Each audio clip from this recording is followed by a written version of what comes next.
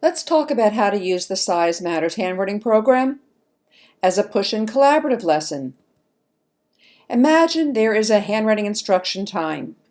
Teach the rules for size 1 letters. Size 1 letters have to touch the top line, have to touch the bottom line. Can't go higher, can't go lower, can't float in the middle. Then make a perfect letter. Point out all the touches.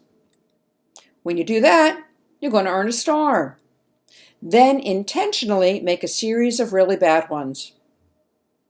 They all look like G's, but the second one is too tall. The third one is too long. The fourth one is floating. The fifth one should be touching in the middle. Let the kids critique you.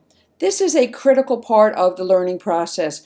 Besides, you know there's nothing that your kids like more than pointing out when you make a mistake. You're intentionally making mistakes. Now it's their turn. Let the kids come up to the board and try it themselves. Encourage them to make star-worthy letters. Point out all the touches. Award stars. Self-monitoring, peer review, best practice.